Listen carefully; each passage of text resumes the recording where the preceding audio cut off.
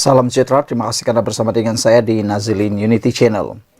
Ini keputusan Akmal Saleh selepas yang di Pertuan Agong bertitah sebentar tadi. Dalam titah yang di Pertuan Agong sebentar tadi, Agung bertitah supaya semua orang, parti politik tumpu perhatian ke arah perpaduan. Itu titah Agung kepada pemimpin UMNO dan DAP. Baginda ingin menasihati semua pihak untuk memberi tumpuan untuk mengajak rakyat ke arah perpaduan dan bukannya perpecahan. Saya ingin melihat rakyat bersatu padu dengan harmoni, titah Baginda. Baginda juga berharap pemimpin politik tidak ekstrim dalam memberikan pandangan tentang isu-isu agama dan perkauman. Bukan hanya UMNO dan DAP, tetapi juga semua parti. Pemimpin mesti menjadi jambatan atau penghubung antara rakyat majmuk negara kita dengan contoh perilaku yang matang, titah Baginda lagi. Saudara-saudara sekalian, selepas titah Kebua Yang Maha Mulia yang di Pertuan Agong ini, akhirnya ini keputusan Akmal Saleh yang menggemparkan, mengejutkan ramai pihak. Terutamanya selepas insiden di mana Akmal Saleh menyatakan adakah Baginda mengarah untuk berhenti boikot. Pertanyaan Akmal Saleh itu begitu mendapat perhatian meluas daripada netizen. Tetapi selepas Agong bertitah, ini pula kenyataan terkini Akmal Saleh. Akmal Saleh, Ketua Pemuda UMNO, menjunjung titah Agung. Akhirnya, Akmal Saleh junjung titah Agung. Ketua Pemuda UMNO, Dr. Muhammad Akmal Saleh, menjunjung titah yang di Pertuan Agong Sultan Ibrahim hari ini untuk menjaga keharmonian negara dan memelihara kesucian agama Islam. Dalam satu hantaran di laman Facebook hari ini, beliau berkata ia demi meredakan polemik yang sedang berlaku. Didoakan semoga Kebua Yang Maha Mulia yang di Pertuan Agong dikurniakan kekuatan dan kesihatan, serta terus kekal bersemayam di singgah sana dan dapat memerintah negara dengan penuh kedaulatan dan kebesaran. Katanya selepas menghadap Sultan Ibrahim di Istana Negara di Kuala Lumpur hari ini. Sultan Ibrahim hari ini menitahkan Baginda berharap pemimpin politik di negara ini tidak ekstrim dalam memberikan pandangan berkenan isu-isu agama dan perkauman. Seri Paduka Baginda turut bertitah supaya pemimpin daripada semua parti mesti menjadi jambatan antara penghubung antara masyarakat majmuk di Malaysia dengan memberikan contoh perilaku yang matang. Pemimpin kanan UMNO dan DAP menghadap Sultan Ibrahim di Istana Negara yang tertumpu kepada perkembangan semasa berkaitan isu sensitiviti agama dan kaum. Selain Dr. Muhammad Akmal, pemimpin lain yang hadir pada sesi menghadap itu ialah Timbalan Presiden UMNO Datuk Seri Muhammad Hassan, Pengerusi Badan Perhubungan UMNO Melaka Datuk Seri Abdul Rauf Yusof dan Timbalan Setiausaha Agung DAP Liu Chintong. Pada 5 April yang lalu, Dr. Muhammad Akmal ditahan di lapangan terbang antarabangsa Kota Kinabalu untuk siasatan di bawah Akta Hasutan 1948 dan Akta Komunikasi Multimedia 1998 selepas polis menerima 2 laporan berhubung ucapan di media sosial dan di Kelantan tentang isu penjualan stoking tertera ke lima Allah. Saudara-saudara sekalian, beberapa komen daripada netizen berkait isu ini ialah salah satu daripadanya iaitu Kotaro Minami. Beliau memuji dan berterima kasih ke Kebua Yang Maha Mulia yang di Pertuan Agong, Seri Paduka yang di Pertuan Agong, atas inisiatif dan usaha Baginda menyatukan menyatu padukan rakyat. Dan diharap selepas daripada titah baginda ini, Akmal dapat menamatkan tindakan boikot terhadap kekemat.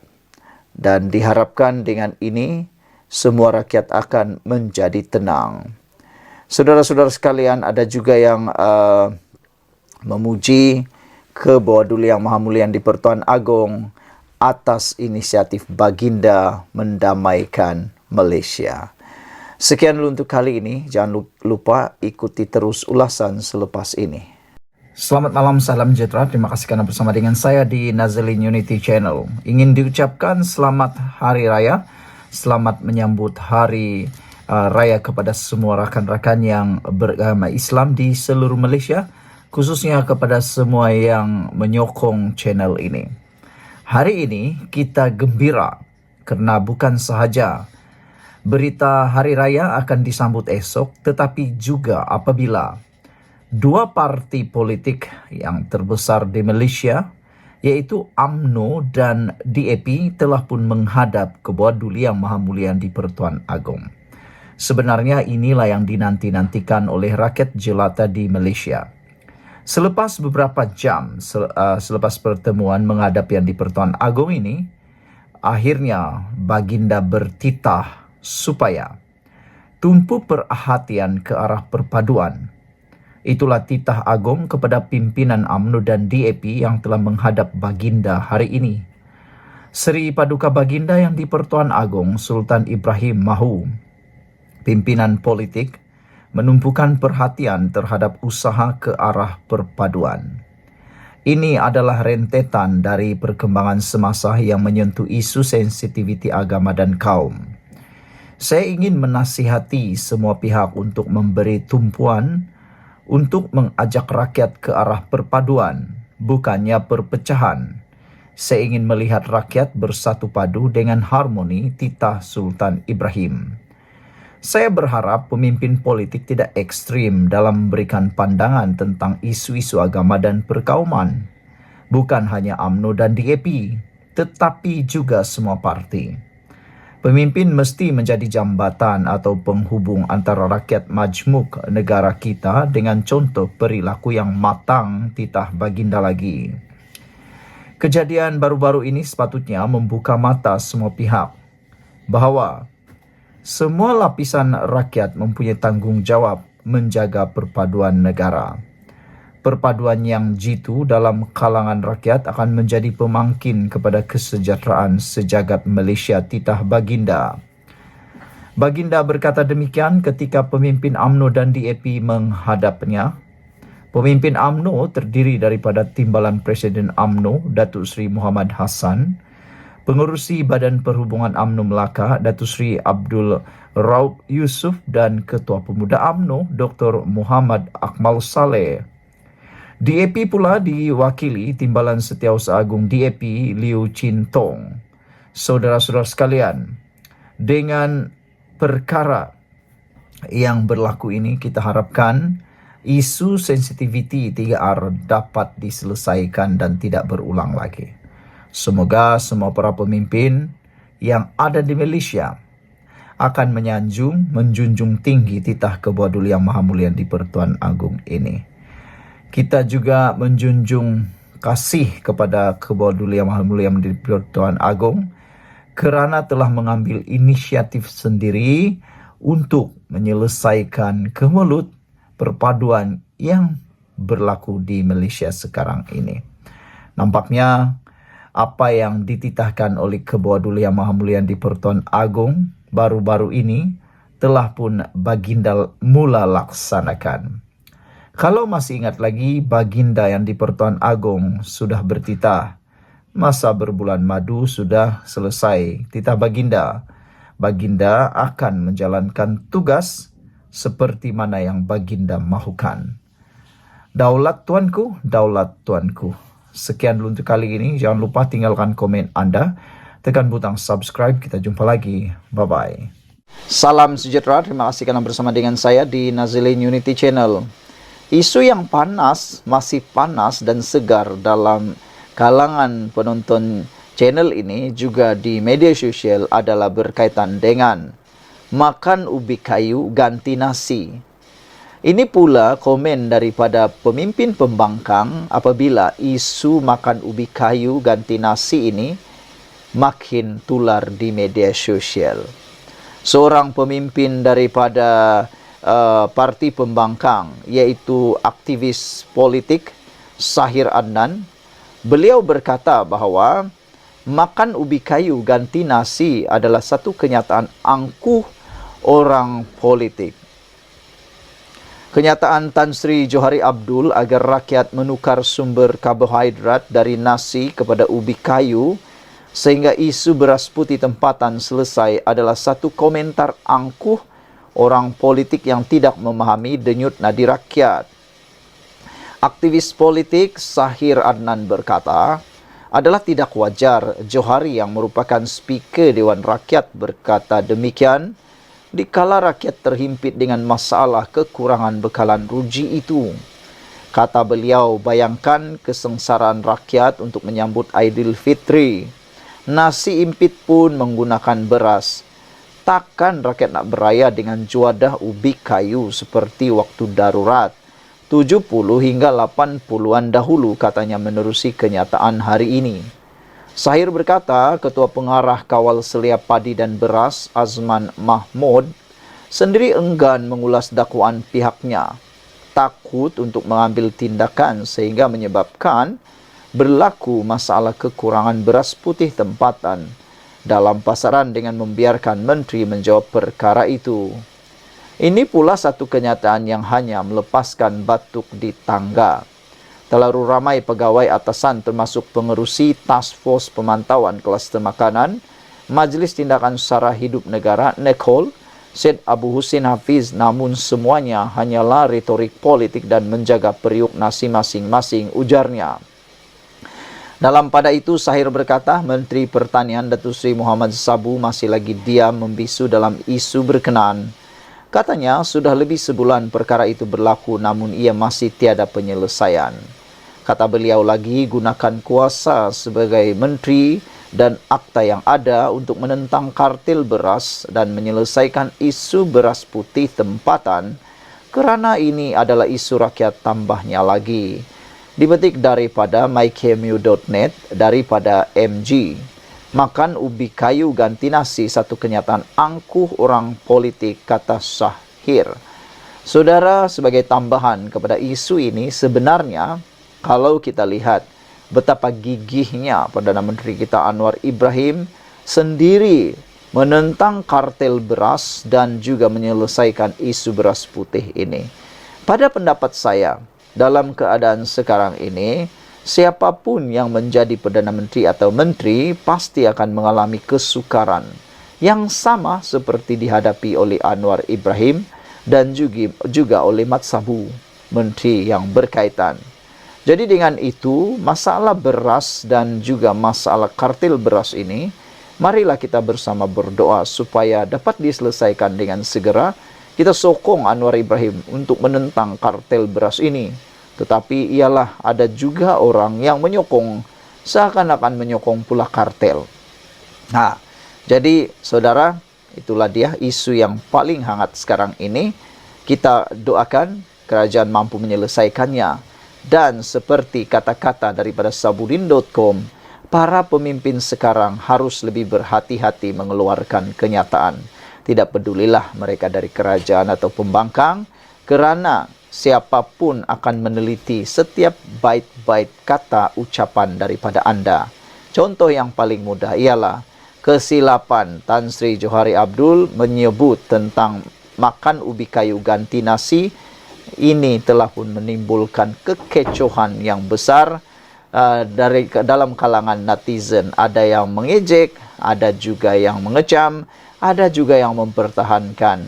Walau apapun alasannya, mungkin dipetik daripada luar konteks atau sebagainya, tahu-tahulah kita sekarang nih, netizen begitu bijaksana mengubah suai apa yang mau disampaikan. Dan akhirnya cepat tersebar pula. Sekian dulu untuk kali ini. Jangan lupa tinggalkan komen Anda, tekan butang subscribe. Malaysia kita punya, kita jaga sama-sama, cintai Malaysiaku. Bye-bye. Salam sejahtera. Terima kasih kerana bersama dengan saya di Nazilin Unity Channel. Saudara-saudara sekalian, hari ini kita digemparkan lagi dengan kumpulan anti Anwar menyerang Anwar Ibrahim. Bukan serangan secara fizikal, tetapi menyerang secara membabi buta atau membabi tuli. Apa yang menghairankan kita ialah apabila habis modal mereka nak memburuk-burukkan Anwar tentang isu mahkamah, penjara dan sebagainya, mereka tetap mencari kelemahan demi kelemahan, keaiban demi keaiban terhadap Perdana Menteri Datuk Seri Anwar Ibrahim. Jauh sekali mereka nak mencari kebaikan Datuk Seri Anwar Ibrahim. Ada netizen sehingga mengatakan bahawa mereka ni dah habis modalkah sehingga ke cara pemakaian Anwar pun dibenci oleh mereka. Terkini, apabila ramai para anti Anwar atau hater Anwar kini menggunakan isu cermin mata pula. Cermin mata hitam yang digunakan oleh Anwar Ibrahim pada waktu sekarang ini turut menjadi modal para hater anti Anwar memburuk-burukkan Anwar Ibrahim. Itulah, semua orang pun ada yang terfikir, tak ada modal lagikah nak memburukkan Anwar Ibrahim, kata mereka. Mereka membabi buta, membabi tuli, menyebut memburukkan Anwar Ibrahim hanya kerana cermin mata. Tidak memeriksa terlebih dahulu, menyemak terlebih dahulu mengapa Anwar Ibrahim pakai cermin mata, terus buat andaian demi andaian, dan termasuklah andaian yang seakan-akan fitnah. Hari ini satu lagi isu cermin mata hitam jadi modal kumpulan anti Anwar kini memburukkan beliau. Sejak minggu lalu, penampilan Datuk Seri Anwar Ibrahim yang mengenakan cermin mata hitam di majlis-majlis yang dihadirinya menjadi perhatian ramai. Bukan hanya itu, kumpulan anti Anwar juga nampaknya menggunakan isu tersebut untuk memburukkan Perdana Menteri di media sosial. Sejak menjadi Perdana Menteri, setiap gerak-gerinya dan setiap patah perkataannya diteliti oleh pihak lawan yang hanya menunggu masa untuk menyerang. Tetapi tidak disangka pula, isu bercermin mata hitam pun pula menjadi isu panas yang digembar-gemburkan. Sedangkan Anwar masih bekerja keras menghadiri program-program rakyat. Anwar Ibrahim sebenarnya apa yang berlaku? Beliau mengenakan cermin mata hitam itu kerana menurut laporan The Star, Perdana Menteri kita Anwar Ibrahim mengalami reaksi alergik di kedua-dua belah matanya, namun tidak diberitahu secara terperinci. Makna kata Anwar Ibrahim dalam keadaan sakit, matanya sakit, mungkin merah, mungkin berair dan sebagainya. Anda pun tahu, masalah mata ini kadang-kadang boleh diatasi dengan menggunakan cermin mata hitam, selain daripada silau dan mengelak untuk dilihat buruk oleh orang lain, merah matanya. Kita patut memuji tindakan Anwar Ibrahim. Sanggup bekerja, bergerak ke mana-mana, ke sana sini, walaupun dalam keadaan sakit. Dia bercermin mata hitam, tetap juga bekerja keras menghadiri program-program rakyat. Dia tidak jadikan masalah mata sakit itu, alergik mata itu, tidak hadir menghadiri program rakyat. Jauh sekali lah ada pemimpin pembangkang tu dah sakit-sakit sikit tak hadir parlimen. Ada pemimpin-pemimpin ni sakit-sakit sikit je, tak hadirlah parlimen. Tapi Anwar Ibrahim tidak seperti itu. Sakit macam mana pun dia tetap bekerja. Yang ini yang tak dapat dilihat oleh walaun. Mereka ingat Anwar Ibrahim ini orang yang lemah. Tapi nampaknya sakit pun dia tetap bekerja juga. Dalam satu hantaran di platform X, seorang penyokong pembangkang memuat naik gambar Anwar dengan caption, "Are you okay Anwar?" Selain menyertakan gambar Perdana Menteri berkaca mata hitam dan jari-jarinya yang kelihatan membengkak. Di ruangan komen hantaran itu, seorang individu anti Anwar berkata pemimpin itu semakin teruk, makin parah, kata beliau. Begitupun ramai yang tertanya-tanya apa yang terjadi kepada pemimpin nombor 1 negara itu. Menurut laporan The Star, Perdana Menteri mengalami reaksi alergik di kedua-dua belah matanya, namun tidak diberitahu secara terperinci.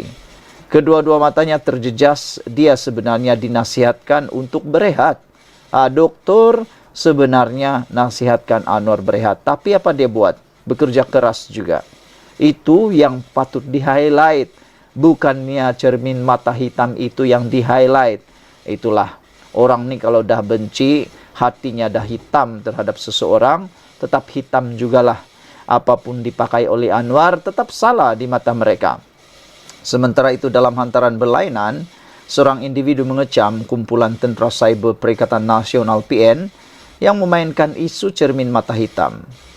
Mereka antara lain berkata imam di Masjidil Haram pun menggunakan cermin mata begitu, maka tidak sepatutnya ia dijadikan satu masalah. Sekian dulu untuk kali ini. Jangan lupa tinggalkan komen anda untuk isu kali ini. Apa pula komen anda tentang cermin mata hitam yang kini dijadikan modal kumpulan anti Anwar untuk memburuk-burukkan Perdana Menteri Anwar Ibrahim pula. Jauhkan tindakan perbuatan buruk seperti itu, menakut-nakutkan. Maksud saya, kita takut nanti perbuatan seperti itu tidak membawa apa-apa pahala, tidak membawa apa-apa berkat, tidak membawa apa-apa kebaikan kepada diri sendiri maupun kepada negara kita. Malaysia kita punya, kita jaga sama-sama, cintai Malaysiaku. Bye-bye.